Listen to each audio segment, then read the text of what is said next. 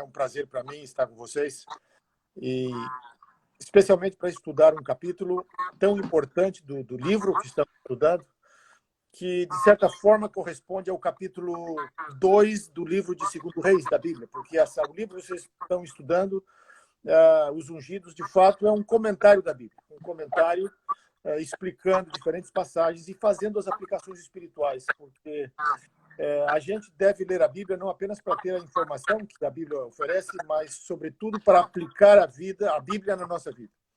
E esse capítulo ele é muito significativo, especialmente pela história que temos aqui e pelo tempo que estamos vivendo também. Porque estamos falando aqui da sucessão de Elias, que foi talvez um dos maiores profetas de Israel, e não apenas um dos maiores profetas de Israel no Antigo Testamento, mas um dos maiores profetas de todos os tempos. O que nós podemos aprender com essa história aqui da sucessão de Elias e de Eliseu? Em primeiro lugar, eu gostaria de enfatizar que o principal personagem da história não é nem Elias nem Eliseu, é Deus. É o Deus que orientou, que ajudou Elias a enfrentar os desafios que ele enfrentou no tempo de Israel, enfrentando o rei Acabe, a rainha Jezabel, enfrentando o paganismo que estava entrando no povo de Deus. Deus sempre estava por detrás de tudo que Elias realizou. E, evidentemente, que quando chegou o momento de Elias encerrar sua carreira, o grande desafio agora é encontrar o sucessor de Elias. E o sucessor de Elias já estava sendo preparado por Elias, de certa maneira. Embora, a princípio, fazendo trabalhos humildes, ajudando Elias, aquele era a pessoa que Deus escolheu para substituir o grande profeta de Deus. E nós aprendemos aqui algumas lições, eu diria, fundamentais para nós hoje. E eu vou mencioná-las ao longo dessa reflexão. A primeira delas é que nós, como igreja, hoje enfrentamos situações muito, digamos assim, de alguma forma análogas, similares à situação do povo de Israel no passado. A pressão sobre Israel no período de Elias e de Eliseu era muito grande. A pressão da cultura, não a pressão necessariamente de uma força, de um poder político sobre o povo de Deus, embora isso houvesse também. Mas a grande força era justamente levar o povo de Deus a adorar ídolos, a se entregar ao Deus Baal, a se entregar a formas de resolver o problema deles sem recorrer ao Deus de Israel. E Elias foi chamado por Deus justamente para fazer uma reforma no povo, para levar o povo de volta para Deus. E ao longo do ministério de Elias, Deus esteve guiando o profeta, dando poder, dando força em todos os confrontos que ele teve. E agora, nesse momento de fazer a sucessão, Deus está atuando da mesma forma. Deus está escolhendo alguém. E quando nós vemos a história dessa sucessão, nós vemos alguns detalhes importantes. Porque, de alguma forma, Eliseu pressentiu que chegou o momento agora de ser deixado pelo seu mentor, pelo seu mestre, por aquele a quem ele havia seguido, né, ao longo da sua trajetória. E algumas coisas ocorrem aqui. Por exemplo, quando Elias e Eliseu começam a caminhar e, de repente, eles chegam ao Jordão, precisavam agora atravessar o Jordão. Elias tomou o seu manto, ele feriu as águas do Jordão e eles, então, atravessaram o Jordão. O que Elias está fazendo aqui? Elias está fazendo algo similar àquilo que Moisés fez no passado. Moisés também levou o povo de Israel e eles atravessaram o Jordão. Agora, Elias, que era o novo Moisés, ele está fazendo a mesma coisa, porque assim como Moisés passou o seu ministério para Josué, Elias vai passar para Eliseu. E mais tarde, Paulo vai passar para Timóteo. Então, para todo Elias, existe um Eliseu. Para todo Moisés, existe um Josué. Para todo Paulo, existe um Timóteo. E Deus nunca deixa o seu povo sem liderança. Mas naquele contexto ocorre alguma coisa interessante aqui, porque quando eles estão para se separar, então Elias disse a Eliseu: pede-me o que tu queres. Né? E foi interessante o pedido que Eliseu fez para Elias naquele momento, em que ele recebeu do seu mestre, do seu mentor, digamos assim, a opção de pedir alguma coisa. Ele disse assim: peço-te, está no 2 Reis capítulo 2, versículo 9, peço-te que me dê por herança porção dobrada do teu espírito. Veja o pedido de Eliseu naquele momento. Eliseu não pediu nada material, não pediu a casa de Elias, se é que Elias tinha alguma casa, não pediu nada de material que Elias possuía. Mas o que Eliseu queria receber de Elias? O que ele queria como herança do grande profeta de Deus? Ele queria uma porção dobrada do Espírito. E, evidentemente, Elias reconheceu que aquele era um pedido difícil, porque não caberia a ele dar isso, caberia a Deus. Mas Elias deixou aberta a possibilidade de que Eliseu receberia isso, o que de fato ocorre depois. Mas aqui temos uma tremenda lição para nós, né? Quando nós pedimos alguma coisa para Deus, quando nós oramos para Deus, quando nós nos inspiramos nos grandes homens e mulheres de Deus, o que nós pedimos para Deus, né? Quando nós queremos, digamos assim, emular, imitar essas pessoas. Aqui está a lição para nós. Pedir sempre o Espírito de Deus, acima de todas as outras coisas. E parece que Deus deu de forma generosa, atendeu de forma generosa esse pedido. Uma porção dobrada do Espírito que estava sobre Elias. O Espírito Santo que possuiu Elias, que orientou Elias ao longo do seu ministério. Quando nós lemos os detalhes da história de Eliseu, nós vamos descobrir que Eliseu fez o dobro dos milagres que Elias fez. Vocês vão estudar no futuro aí os milagres e algumas coisas relacionadas com o ministério de Eliseu. Mas quando a gente lê os textos bíblicos, a gente vai descobrir que que Eliseu recebeu o dobro dos milagres de Elias, realizou o dobro. E alguns chegam a dizer que Elias exerceu o ministério pelo dobro Eliseu exerceu o ministério pelo dobro do tempo de Elias. Então Deus foi muito generoso com Eliseu e concedeu, né, essa dádiva que Eliseu havia pedido. E Eliseu teve então o privilégio de ver Elias subindo para o céu em carros de fogo. Então esse é um detalhe que o nosso livro também comenta e que a Bíblia menciona aqui na história e que vai aparecer mais tarde no Novo Testamento, quando Elias e Moisés aparecem para Jesus no Monte da Transfiguração. Quando Deus resgata Elias e leva para o céu, Deus estava dando uma mensagem para Eliseu, o sucessor de Elias. E a mensagem é a seguinte: o Deus de Elias é o Deus da vida, não é o Deus da morte. É o Deus que pôde resgatar o seu profeta, tirá-lo da terra, sem que ele experimentasse. Não que ele tivesse que fazer isso com todas as pessoas, mas naquele momento Deus estava dando ali uma lição e dizendo: eu tenho o poder sobre a... Este é o Deus que vai agora capacitar Eliseu para continuar fazendo o trabalho de Elias. E um dos detalhes mais interessantes na experiência de Eliseu é que até mesmo depois que ele morre, nós temos essa história na Bíblia mais tarde, havia uma invasão em Israel e os israelitas estavam lá para sepultar um morto e eles cavaram de fato o túmulo de Eliseu. E colocaram o morto ali, quando o morto toca nos ossos de Eliseu, o morto ressuscita.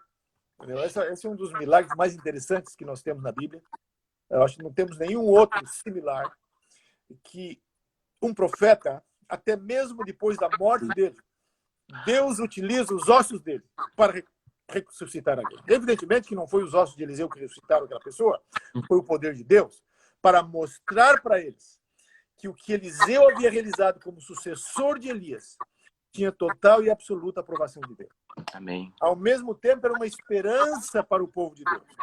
Apesar de todas as provações pelas quais eles passariam ao longo da história. Apesar de todas as provações que eles passariam pelos inimigos, pela derrota, por todos os problemas, no final, Deus iria ressuscitá-lo. Porque Deus detém o poder da vida. A luta que Israel enfrentava no período de Elias e de Eliseu era de fato uma luta, era o grande conflito entre o bem e o mal, é a mesma luta que nós enfrentamos hoje. Mas era a luta entre a vida e a morte, né? Porque Baal, o deus dos pagãos, era o deus que ressuscitava. Depois que ele morria, cada inverno, ele ressuscitava. E ele era visto como o poder da vida, aquele Deus que dava vida para os animais, para os cereais, era o Deus responsável pela prosperidade do povo. Através do ministério de Elias e de Eliseu, a partir do momento que há a sucessão, Deus passa a mostrar para Israel que o poder da vida não está com Baal. O poder da vida está com o Deus de Elias e de Eliseu, o Deus de Israel. Então, através dessa sucessão aqui, nós vemos, então, esse poder de Deus que se manifestava no ministério de Elias, agora sendo transferido para Eliseu. Qual é a grande lição que nós tiramos aqui? Nunca precisamos, nunca devemos temer quando existem transições na igreja, quando existem transições no povo de Deus. Porque quando nossos líderes espirituais, quando nossos mentores, quando aquelas pessoas às quais nós apreciamos tanto, precisam deixar suas atividades ou por alguma razão não podem mais continuar o serviço, Deus sempre vai levantar alguém para continuar a obra, para continuar o trabalho. Deus nunca deixa o seu povo desamparado. E eu diria, entre as várias lições que nós podemos aprender da experiência de Deus, da experiência de Deus, essa é uma das mais profundas, uma das mais bonitas. E depois, ao longo do ministério de Eliseu, Eliseu vai realizando um milagre após outro, dobrando os milagres de Elias. Mas nessa experiência de Eliseu, não é simplesmente a sucessão de Elias.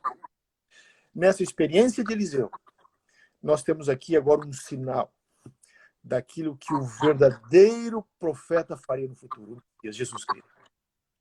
Porque tudo que Deus fez através de Eliseu e de Elias foi apenas uma, digamos assim, uma ilustração muito tênue daquilo que Jesus Cristo iria fazer pela humanidade quando ele viesse do céu. E aí, quando nós analisamos e estudamos a história de Jesus nos evangelhos, nós vamos ver que Jesus agora vem com o poder do Pai, o poder para realizar milagres, o poder para transformar vidas, o poder sobre a vida, o poder sobre a morte. E ele continua a sua trajetória agora na humanidade, representando ou cumprindo aquilo a que Elias e Eliseu apontavam. Só que tem uma diferença. Para Elias houve um sucessor. Depois Eliseu morreu, outros profetas continuaram. Temos os profetas Isaías, Jeremias, temos os profetas menores. Todos esses são profetas que, de alguma forma, sucederam Eliseu.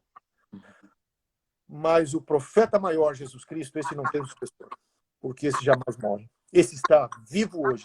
Amém. E é deste profeta, do nosso Salvador Jesus Cristo, que nós recebemos o poder para enfrentar os desafios, as lutas da vida. Porque a vida tem muitas coisas boas, mas tem muitas coisas ruins. A vida neste mundo, a felicidade nesse mundo, nunca é uma felicidade perfeita. Ela sempre vem manchada pela separação, pela dor, pela morte. É interessante que nas cerimônias de casamento dos judeus, sempre existe aquele ponto que eles colocam um copo enrolado ali numa toalha, num pano, e aí o noivo quebra aquele copo ali. De acordo com várias explicações dessa tradição, e há diferentes explicações, mas uma delas é que mesmo nos momentos de maior alegria, sempre existe uma pontinha de tristeza. Então, aquele copo quebrado ali é para mostrar para os que estão ali que mesmo no momento da maior alegria, em que o noivo e a noiva estão se unindo agora para formar uma nova família, eles não podem esquecer a tristeza do Holocausto, a tristeza daqueles judeus que foram mortos e dizimados, né, pelo nazismo e pelas perseguições que sofreram ao longo da história. Eu digo, isso ilustra muito bem a realidade da vida nesse mundo. Mesmo nos momentos de maior alegria, de maior felicidade, sempre existe aquela pontinha de tristeza. O prazer neste mundo nunca é perfeito. Apenas o prazer que nós alcançamos em Deus será um prazer perfeito.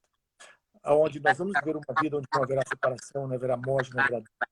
E esta separação entre Elias e Eliseu, esta sucessão entre Elias e Eliseu, o poder que Eliseu recebe agora em dobro para realizar o seu ministério, um poder que vem direto de Deus. É uma lembrança para nós, está aqui registrado na Bíblia para o nosso crescimento espiritual. É uma lembrança para nós de que Deus está ao nosso lado.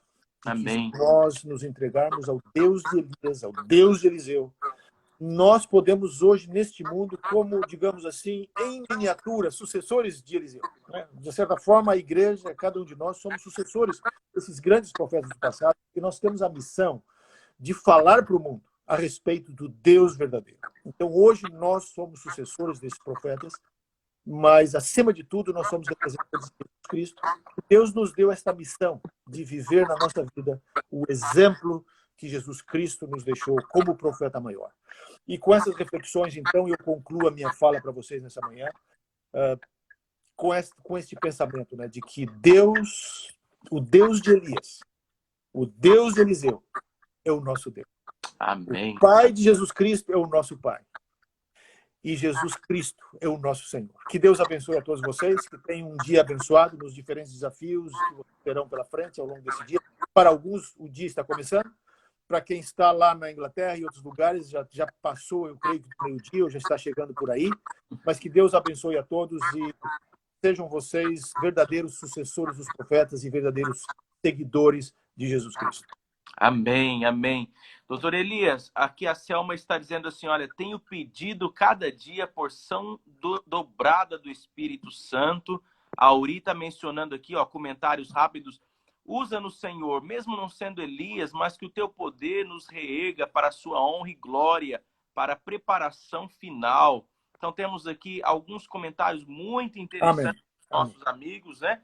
E Pastor Elias, eu gostaria de pedir para que o senhor pudesse, então, orar por nós, orar por esse grupo, aqueles que vão estar assistindo a essa live em um outro momento, que vai ficar aqui gravado, tá bom? O senhor ore para nós, por favor?